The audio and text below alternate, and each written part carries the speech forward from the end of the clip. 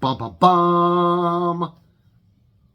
Good evening, good afternoon, good morning to my wonderful 117 subscribers. Welcome again to the Krakens Lair Comics with this shiny fellow standing over my shoulder. A lot of times I say I'm going to make a short video, and a lot of times that is my intention.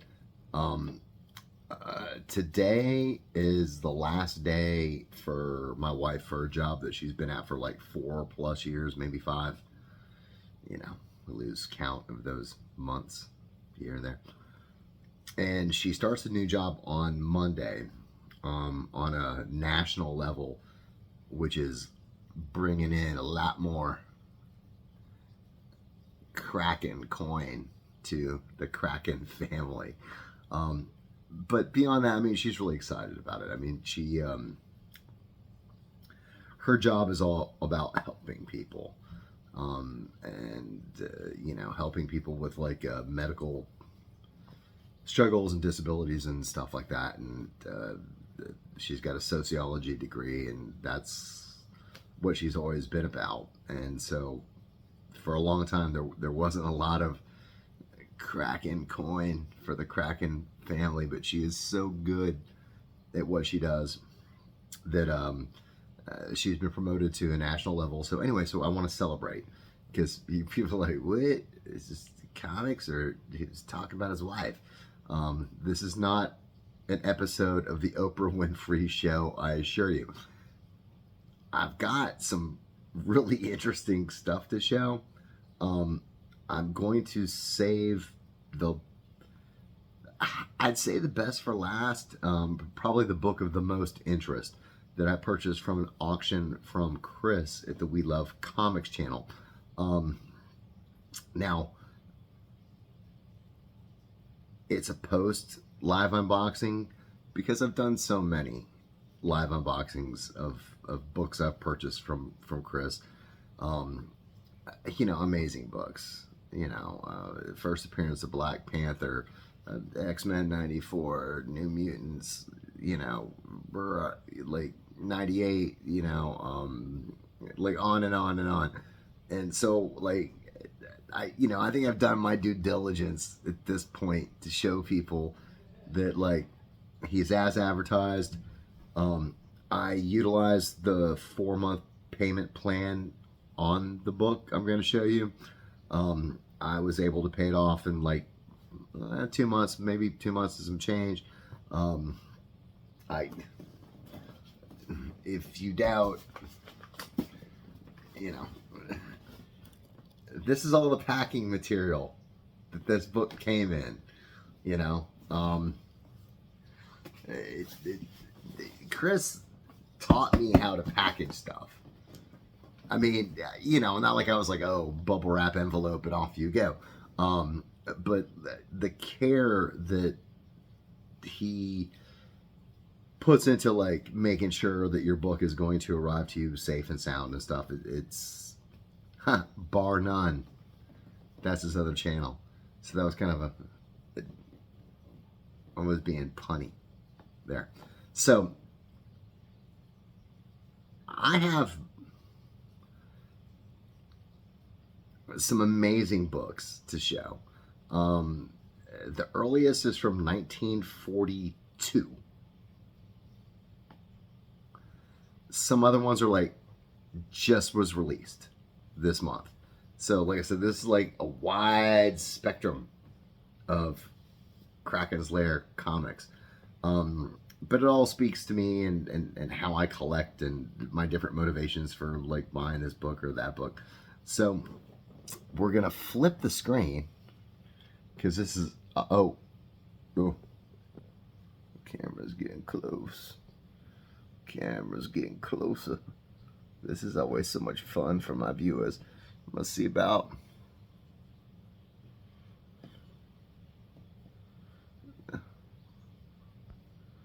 flipping the screen. There we go. Okay. I bought this from Earl Shaw, who sells not only comic books online, but he also, I mean, he's one of the premier comic book dealers of the Southeast. So if you go to a comic book con, you're probably going to see Earl Shaw. He happens to live fairly close to me, right up the road. It's like a, less than a 20-minute drive. I've been to his house. I've seen amazing things. He always has amazing books. I am shocked at how low I got this for.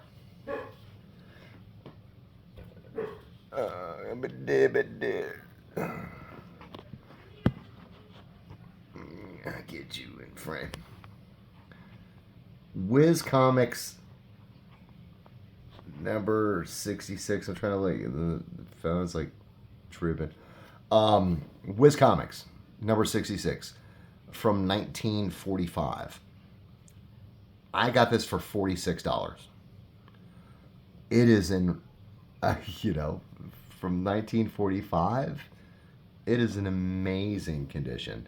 I mean, there is nothing to scream about. It is really sharp looking. There's some dirt here.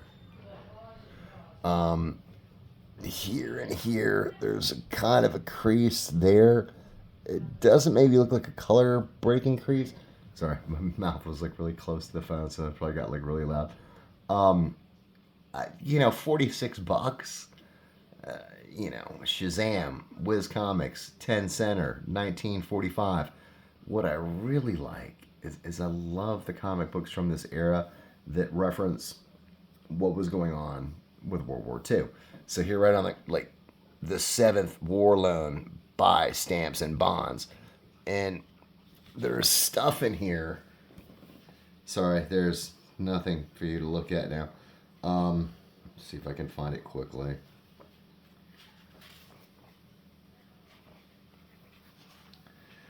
Probably not. So, like here's this story.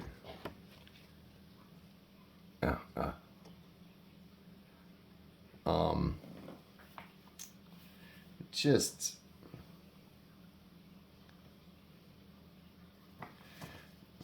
here's a story about the golden arrow. I mean, all these pages are really supple. I mean, they're not even cream. They're just sort of barely what I would call off-white. I am not a professional grader. I don't pretend to be. Certainly when it comes to, I know there's like something called like an OWL rating, where you can gauge the page color quality of your books. But I was just like, man. So this is interesting. So it's talking about Captain Marvel is a hit. You too can score a hit by saving all the waste paper. You can bundle it neatly and turn it into your local salvage board. Paper is ammunition. Our boys need ammunition. Waste paper is needed urgently. Collect it, bundle it, take it to your local scrap paper depot, or sell it to a junk dealer. And then here is for victory, buy United States bonds for savings. They've gone across.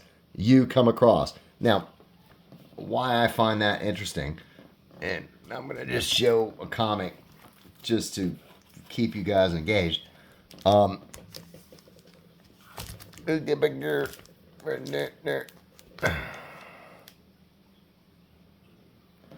This is part of the reason why Golden Age comics have such a rarity.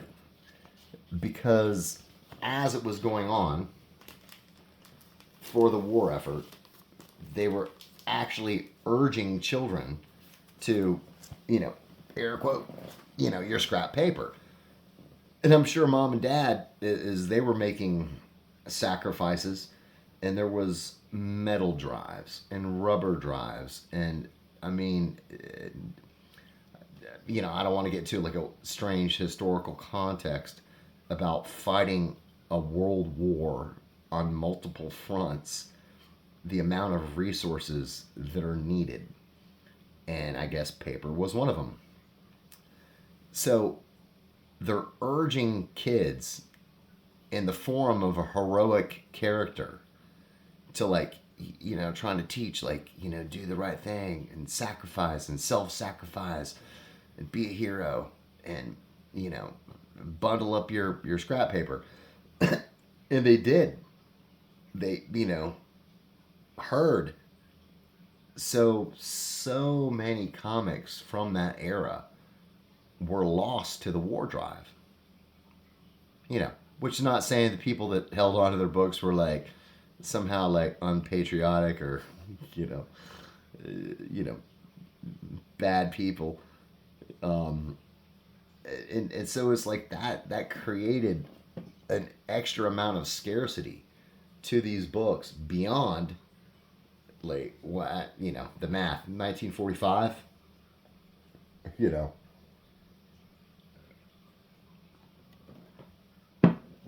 my dad was 8 years old. That was a long time ago.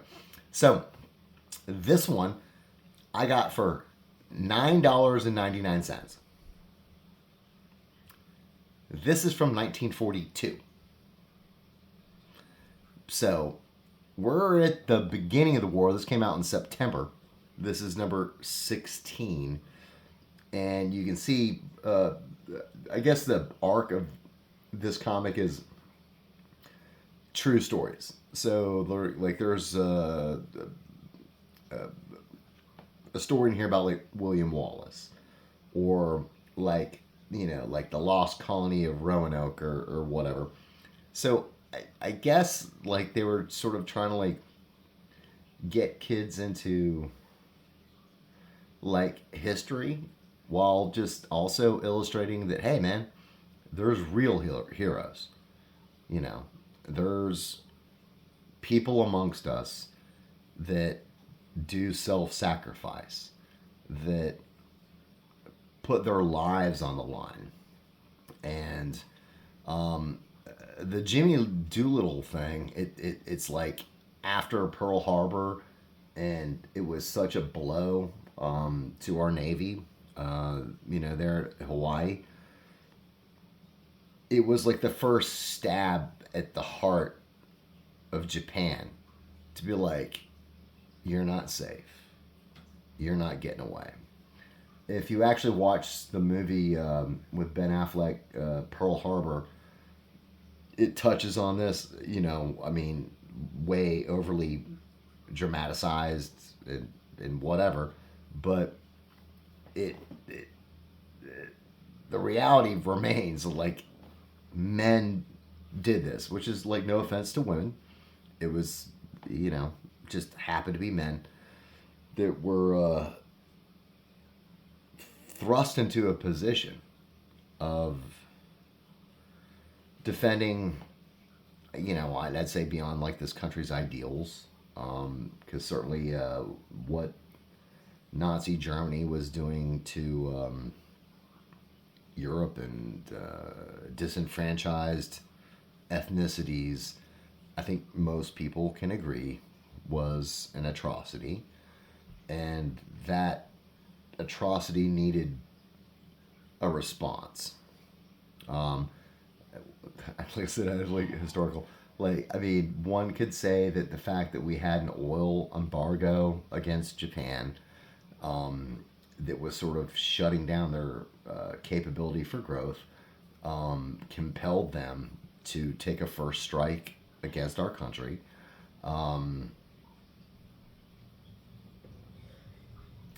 They also had expansionism, colonialism ideals that our country is certainly not above that.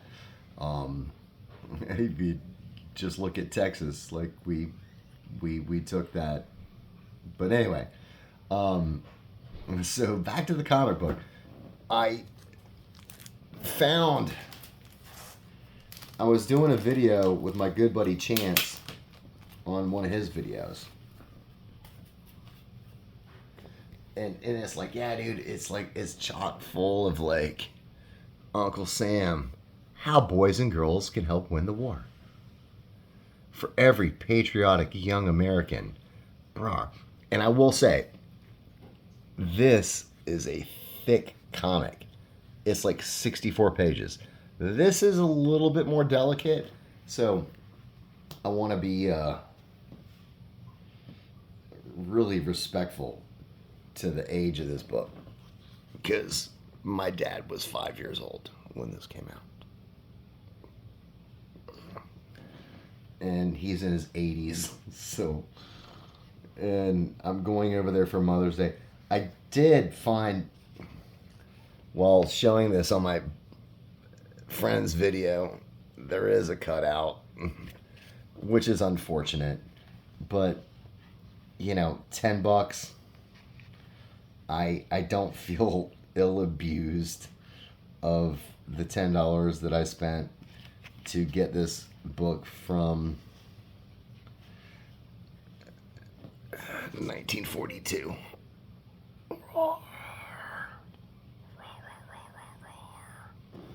Now, what I'm not just wasting your time here. What I'm trying to find, yeah. So here's the story about like William Wallace. He fought for freedom. Cue Mel Gibson. My freedom.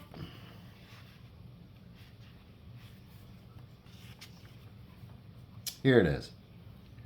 So while I was showing this on my friend Chance's video, and he loves all things pop culture and movies. Here is a review of the movie Bambi, which came out in 1942.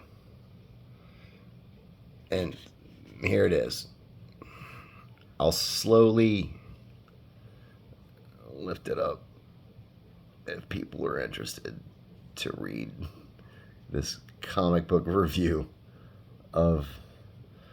And then he asked me, he's like, who's the baseball guy? And this is Gary Cooper playing Lou Gehrig in Pride of the Yankees. And there's like a review about, like, there's just a review of, like, these are movies in 1942. And it was just really unexpected to find in this True Comics. Oh yeah, see, it's seen better days. That I bought for $10. And I have mentioned before that a part of me is about comic book preservation. I have been equally guilty of, you know, yeah, man, you know, I bought this book for this and now it's going to be worth this, and, you know, comic book speculation. And, you know, I'm equally guilty of that. I mean, that is a part of the hobby. I suppose if you can afford key issues and first appearances and whatnot, I mean, you know, this book with the damage on it, I'll call it a 1.8 or 2 maybe, but I love it, and I will not spend the money to have this graded. It just doesn't hold that value, and it's not worth it. But in my collection, it will be kept safe. And, you know, 10 years down the road, 15 years down the road, 20 years down the road, there might be somebody else like-minded like me that is going to be like, wow, this is a, you know, it's historical document. Is that too strongly put? You know, I mean, but it's a time capsule. And for $10, like I can't even go get lunch at McDonald's for $10. So Earl Shaw, thank you. I'm glad no one but me bid on this. Um, and like I said, it it's got issues, but like we're talking from 1942. It's not toilet paper. It's not completely falling apart. Um, as you saw, I can like turn the pages. They're not brittle. Um, Roar, Jimmy Doolittle. He's bombing Tokyo, and this story will put you in the cockpit, right there with him. So, moving along. Oh, well, no, I'll save that.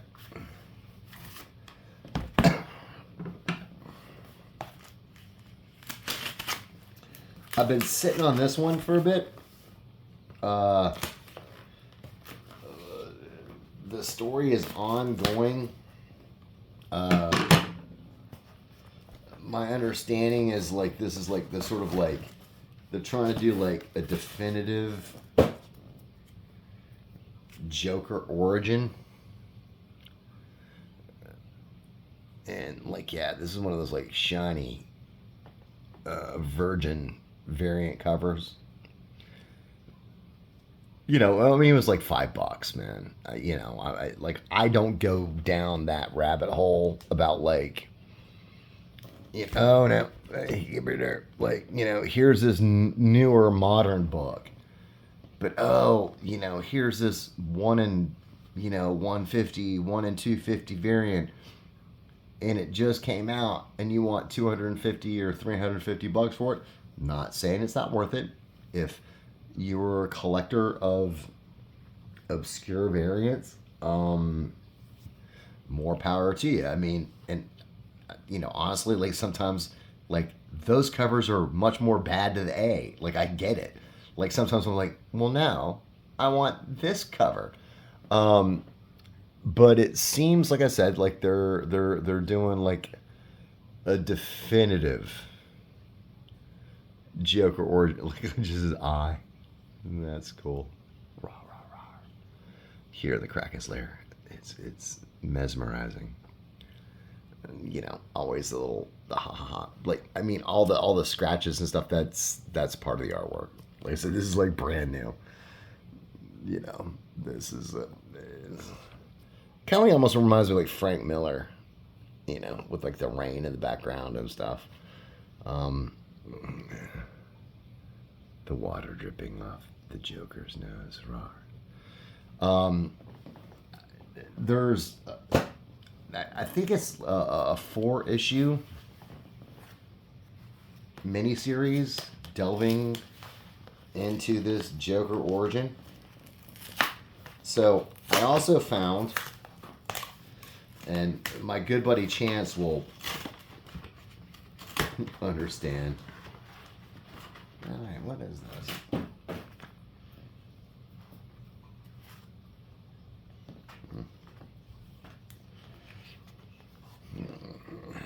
Some random free comic, which I always appreciate. Wait, what did they do? Oh, man.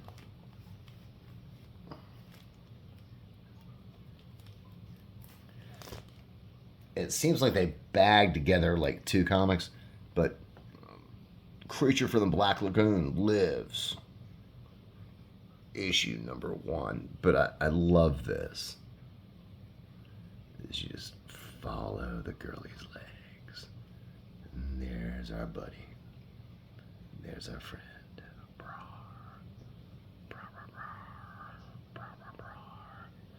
But I think there's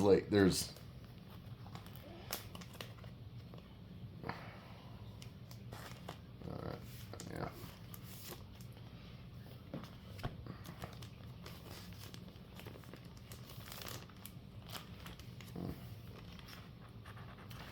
Okay.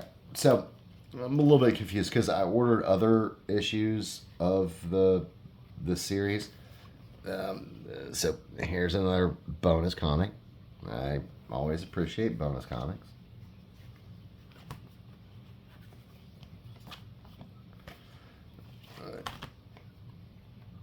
I'm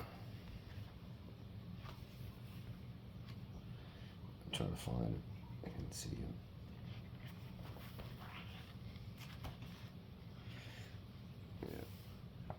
That's some interesting artwork.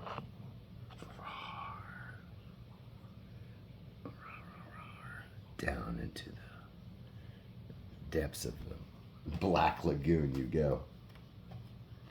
I'm trying to see if they actually even show them in the first issue, because I would imagine they wouldn't. That they're like sort of building up to it. The back of that is a more expensive variant cover of this.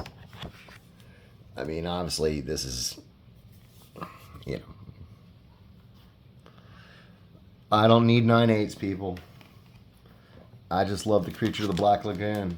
I've shown my model that I made, the Aurora model. I always thought, like, you know, I love monsters. I say this a lot, you know, and I love Dracula, and I love Frankenstein, I love the Wolfman, and the Mummy, and all that stuff. But the Creature of the Black Lagoon was like sort of like the sleeper pick. All right, so yeah, so they show, you know, some of the variant covers. But I was like looking at it's like, dude, I'm not spending $120 on a book that came out last month. You know, just, I mean, I get it, it's rare because you didn't print that many. I get it. But if I'm going to spend money on a comic, I'm going to do it on a comic book like this. So here we have, got to adjust, Amazing Spider-Man number 15 from 1964. The first appearance of Kraven the Hunter. And if some of my subscribers are unfamiliar,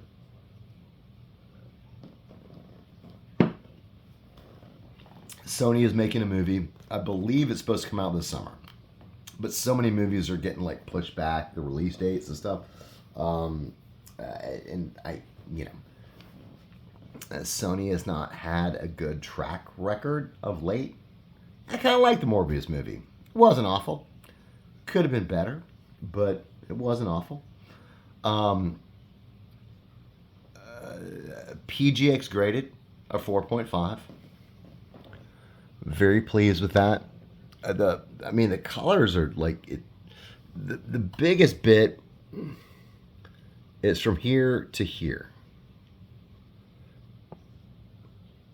Those color break increases.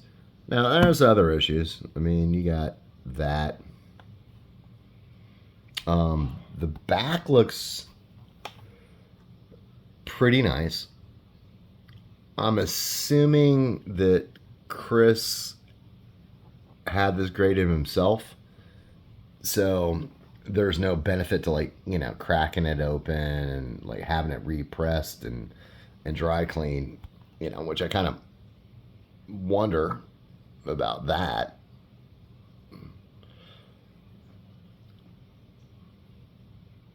But I'm pretty sure he probably submitted this book, so I don't see the need to resubmit this gem. And how I know Chris had this, you know, submitted this, is it's got grader's notes. And the only reason that PGX does this was at his suggestion. Multiple stress lines along spine, moderate cover and edge wear, slight edge chip at bottom of front cover, minor stains on back cover, slight edge wear, weak spine. Well, you're encapsulated now, buddy. So Your spine is now supported. Like, I would appreciate if somebody could do that for me, because my spine is not supported and it struggles. And I'm trying to, like, I'll have to come up with a better system. But anyway, so, you know, we have traveled from 1942, you know, to books that came out last month. Oh, well, let me do this. Chris did throw in a bonus comic, which he is known to do. At one point, he had like $12 on this. Here's Kitty Pryde. She's like, no, I just don't know if I can stay with the X-Men anymore. And Nightcrawler's like, They're like, Oh, Colossus is looking sad. I mean, really nice condition on this. The day Kitty Pryde leaves the X-Men is the day the X-Men fall. 50 Cent. This got to be like early 80s, 82 to 84, somewhere in there. Oh, 1981. A little bit earlier than I thought. And Chris just tossed this in. Like I said, he's a very kind gentleman. I just didn't feel the need to do the live unboxing again. You know, you can check out my videos and you can see, like, on Christmas Day, me unboxing Daredevil #1 and his auctions people are sleeping on. They really are. They really are. You know, I got an Ultimate Fallout 4. I think it's a 9.2 for $320, graded already, no taxes, with a payment plan. I'm like, okay, all right. Everybody out there, continue to not bid on his auctions, because I'm going to continue to add stuff. The Go Collect is currently listing this book at $900 for a 4.0. Now, I know it took me 2 months to make the payment plan, and the movie's not even out, but Chris, like, he didn't like, oh, hey, man, I see the value of this book's going up. You know, the $620 I sold it to you for, like, no, we need to tack on some extra money. It's like he honors his word, man. And I think, I mean,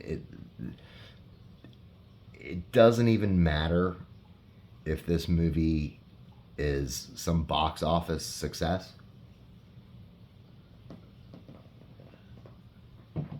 It's Spider-Man #14 from 1964. A very respectable mid-grade of a 4.5. $620, and I will say, you know, $15 shipping. So $635. That's not cheap. It's not inexpensive. But man, I'm so proud to own this. So I hear my wife is finally done for the day, and she's not feeling well. Poor thing. She's exhausted. I'm going to sign off here. I'm going to flip the screen. Hopefully this will be too red. Well, yes. There's my torso.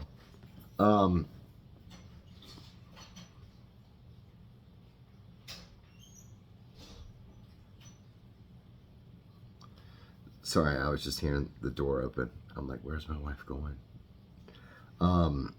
She knows I do videos, so it's not like she's like mad at me or anything. She's probably checking the mail or something. Like I said, there's a lot of comic books spanning like 1942 to last month. Fun stuff, and I I like it all. I mean, I love the classic Marvel Silver Age. Certainly where I can afford Golden Age books, that's great. Just starting to get into that. Modern books, if it captivates me. Like I said, I love Creature of Black Lagoon. I love Creature of Black Lagoon. I'd go grab a book, but I want to I'm at 35 minutes now. And I'm not like my good buddy Chance. Like, I'm not about like making like 2-hour long videos, because I think most people have, other things to do than listen to Dan the Kraken Man. So, everybody enjoy comics. Enjoy comic book collecting. I urge everyone again, the We Love Comics live auctions, check it out, because he lists books that are desirable. He's not like listing some rando crap comic. He's listing books that are desirable, and he's listing them at fair prices, and he's going to package them secure. He's going to send them to you immediately. And Chris, I'm still waiting for my candy bar, buddy. For all of the glowing. But, I am not paid by the We Love Comics channel. I have signed no contracts with the We Love Comics channel. I get no endorsements or back end, whatever. I'm trying to think of something funny. But I did keep telling him, like, dude, send me a candy bar. Just like, and he's like, well, but it melt all over the comic books. Can't do it. And I was like, okay, well, I'm gonna keep pushing for it, because that's gonna be like my grail. It's gonna be like, like a Zagnut bar or a Zero bar or a Kit Kat, just like in an envelope from Chris where he lives. And I'm like, yes, ultra power viewer, moderator for life. Like, here's my candy bar. I'd never eat it.